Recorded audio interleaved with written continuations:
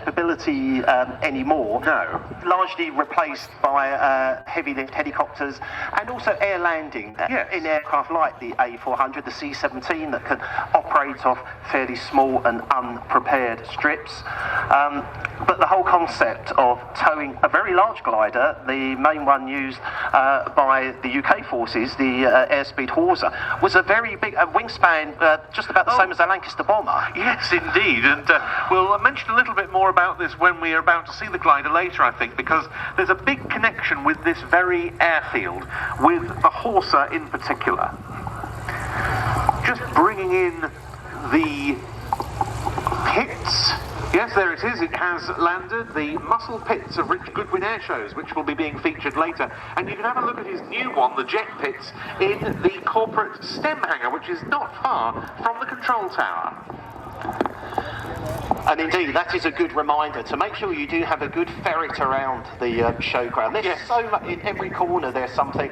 I did see, I hope they're going to do the same this year, that in Hangar 15, which is again towards the big video screen, there is yet another Jaguar, but this one is on jacks. Yes. It's actually not on its wheels, it's above ground. If they do what they did last year, they'll keep recycling the undercarriage. Yeah. You get really close to seeing the gear coming up and going down. That never happens. If you never see that anywhere else on a fast jet at an air show, do you? It's absolutely fascinating, and I speak as an engineer, and I spent 20 minutes last year. It's great, and the job they do here, we should say that in preservation terms, quite apart from us having the RAF Museum on site as well, but the job the Technical Training School does here in preserving these airframes as well as still making use of them really is to be commended, and quite a few of them that were here last year have since left for museums and have made very good museum exhibits, as well as of course the fleet of aircraft used for this purpose is modernised with the arrival of things like the Typhoon that's now here. Indeed, and as we just pass midday, I can hear the next display item on frequency, which will be the Gazelle Squadron. After that, we are looking forward to what I think will be 2 flypasts by 2 Hawks. Again, we mentioned the Hawk anniversary, but a little bit more about that later on. And then as we head round about 12:30, we'll go back to the Second World War with a beautiful Hurricane, a proper Battle of Britain veteran. And then as we head up towards 1 o'clock, we'll sort of hand over to the Navy for the first 2 times today with their modern Wildcat helicopter, with something special as well. Yes, we will indeed. And turning to the rotary wing world now, as we do with the Gazelle Squadron, again, it's a reflection of the UK Armed Services of years past. We've mentioned the Tornado GR1 and F3 that we've got on static, the Jaguars, of course, Harriers, Hawks. Well, the Gazelle has only just been retired by the Army Air Corps from active service, but it lives on in civilian hands. Gazelles, ex-military Gazelles, have been in civilian hands in the UK for years, flying around just as they looked in military service. But now we see a tremendous, illustration of this, courtesy the Gazelle Squadron display team, for example, of the Westland Gazelle.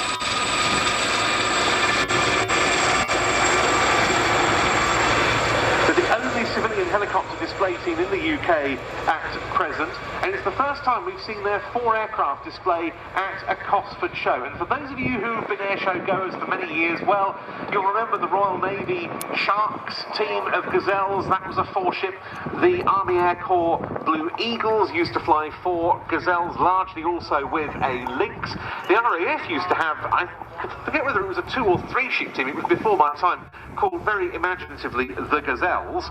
And so it's always been a great display machine, and those days are rekindled by the civilian owners and pilots who make up the Gazelle Squadron. They're based at Landmead Airfield near Wantage in Oxfordshire, and when we talk to you about the pilots, you'll gather why they're so good at this, because a lot of them have experience on the Gazelle from their armed service and on some of those display teams.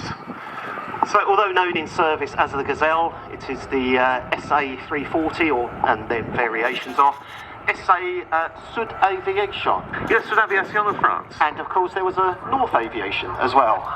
There was not, but these Westland-built examples. So in for their first manoeuvre, please welcome the 2024 Gazelle Squadron.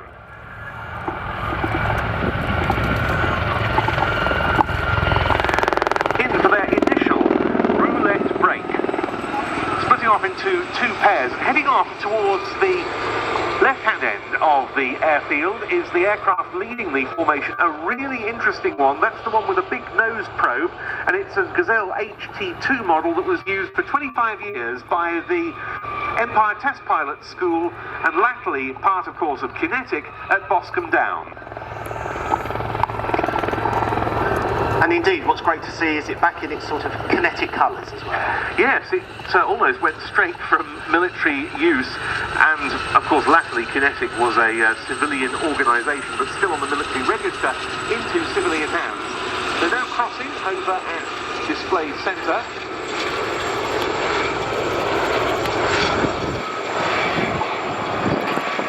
Following it is an example in the colours of number 32 Squadron, which used the Gazelle for VIP transport duties.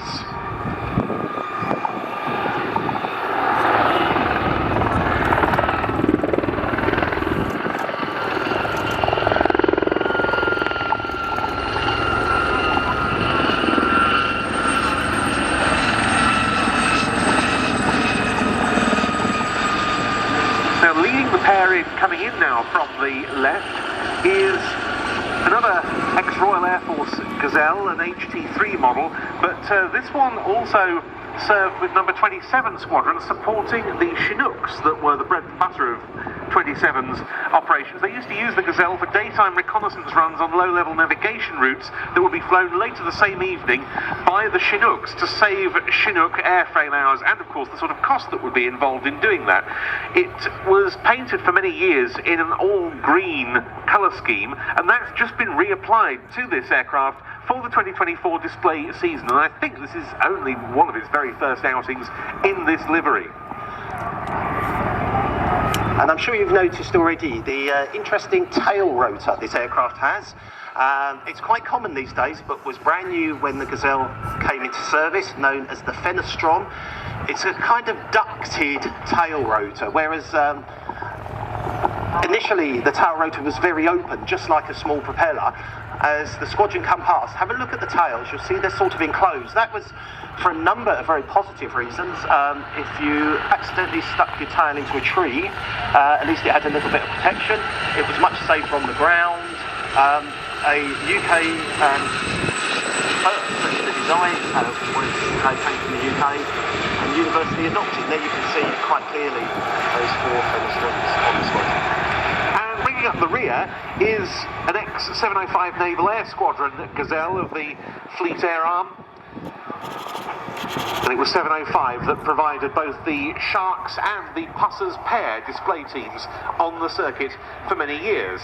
As for the pilots, well, leading the team for 2024 is Richard Mitchell, who's been with the team since it was founded more than 6 years ago. He flew the Gazelle and Lynx with the Army Air Corps, including operations during the 1991 Gulf conflict and later in the former Yugoslavia on all the peacekeeping efforts that were mounted there through the 1990s. He left the services but continued to fly the Gazelle as a military reservist. He now flies the Airbus A350 for Virgin Atlantic. Number 2 is Merrick Forsyth, who's new to the team this year. He started out in the Fleet Air Arm of the Royal Navy. He flew for 2 seasons as part of their Sharks 4-ship formation team of Gazelles. He was an instructor on the Gazelle and the Sea King, and he has a lot of post-service experience in the police and emergency medical helicopter worlds, and this is his first season, as I say, on the team. Gazelle 3 is flown by Bruce Stewart. He's been flying helicopters since the 1970s. With the Army Air Corps, he flew the Scout, the Lynx and the Gazelle. He flew in the Blue Eagles team for several seasons, and he now counts among the most experienced Gazelle pilots in the UK, later going on to fly Boeing 747s and 787 Dreamliners for Virgin Atlantic.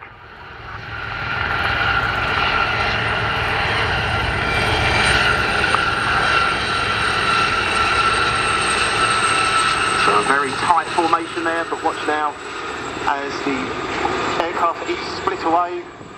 Incredibly small. This is billed as a 5-seater aircraft. We do have a 5th one here at Cosford on the ground for you to have a look at. That again is towards the big video screen, and it's a very tight squeeze. Very small helicopter in UK service, certainly with the Army, very much paired with the Lynx, used to observe.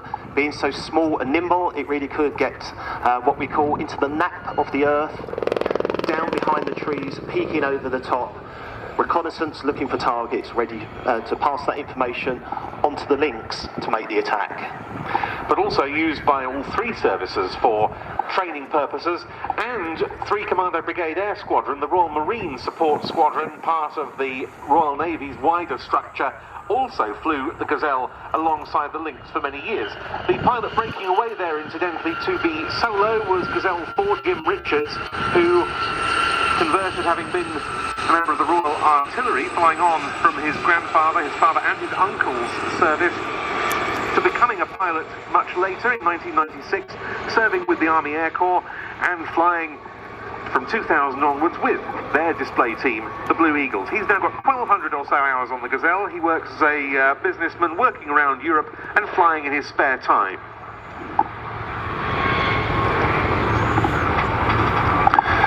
The Gazelle is generally regarded to be the fastest single-engine helicopter. We will talk about helicopter speed records a little later on with another aircraft.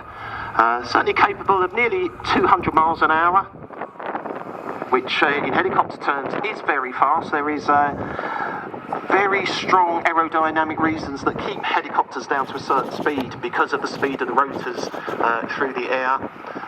Something that fixed-wing aircraft do not suffer so much. Clearly, as the helicopter proceeds through the air, the rotor disc, the blades whirring around on the top, for part of the disc they are going forward, for part of the disc they are going backwards, and that creates all sorts of very interesting aerodynamic effects, which does have a limiting factor on the top speed of the aircraft. Combat proven has been already mentioned in the Gulf and of course in the Falklands as well. I think it's fair to say anyone in the front of a Gazelle felt very vulnerable. Excellent view, absolutely excellent view, sometimes a little bit too excellent when you're under enemy fire.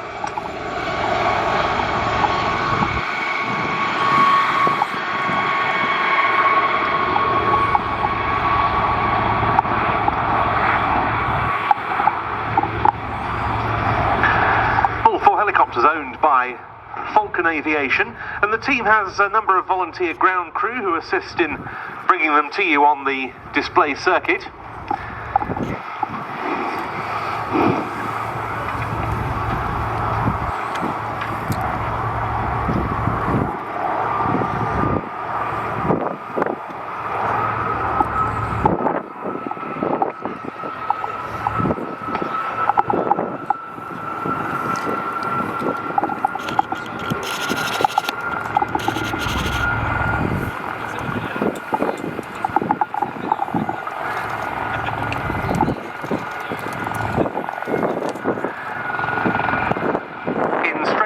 You now for the break.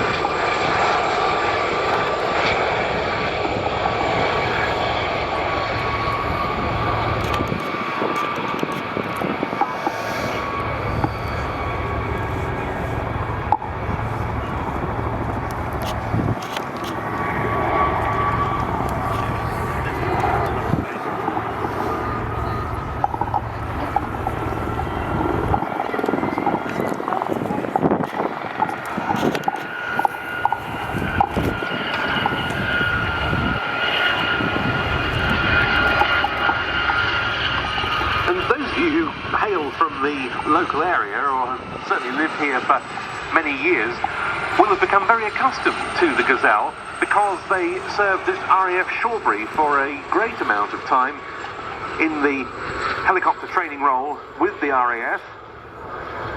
That was the Gazelle HT3 model.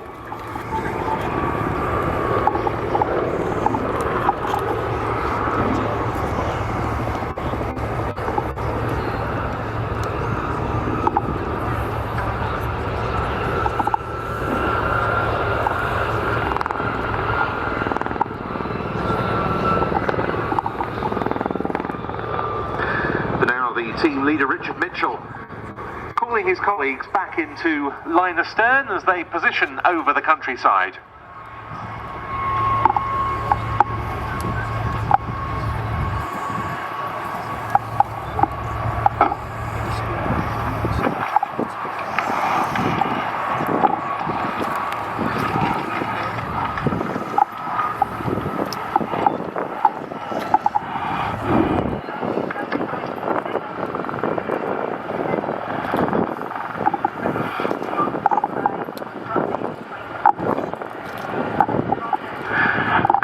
Again, coming straight towards you,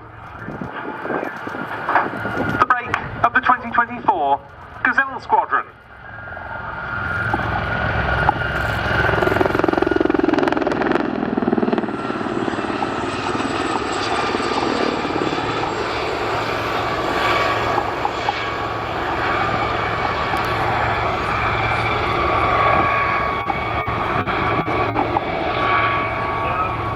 Really nice display, genuinely harking back to teams of the past. I am right back watching the Sharks as a kid, and of course in more recent times the Blue Eagles. It's a very polished display. It is terrific to see them really establishing themselves on the circuit with the four-ship team. We've seen them here perform as a pair in the past, but not as a quartet. A really nice addition to this RAF Cosford Air Show.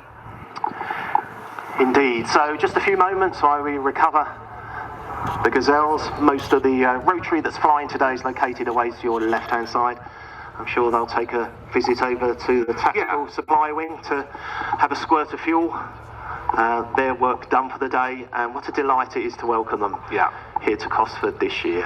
And especially, as Andy says, because you can get up close to and sit in a Gazelle cockpit here in the showground. And that is one of the great features of the show here. There is so much to do, so much to see, so much to interact with. To actually get into these cockpits is a very rare treat. So as the Gazelles just recover, the next item is in the area, which will be two Quantity 2 Hawks from Royal Air Force Valley. The Royal Air Force's advanced training aircraft. These are T2s. I'm expecting 2 flypasts. You will see other Hawks, red ones a little later on. But there's also, I think, 4 Hawks on the ground. Again, an opportunity to have your photo taken in the cockpit. And as we mentioned right at the very start, we have a number of anniversaries that we are commemorating this year. The Hawk being one, because the Hawk story started 50 years ago with the first flight on the 21st of August 1974. That was by pilot Duncan Simpson at Dunsfold. And I think it's fair to say the Hawk has gone on to be one of the best post-war UK aircraft designs. Way over 1,000 already built. What you're about to see is what we call the T2 in Royal Air Force service, basically based on the Hawk 128, a much later version. It dates back to when the Royal Air Force was looking for a replacement to its advanced trainer, which at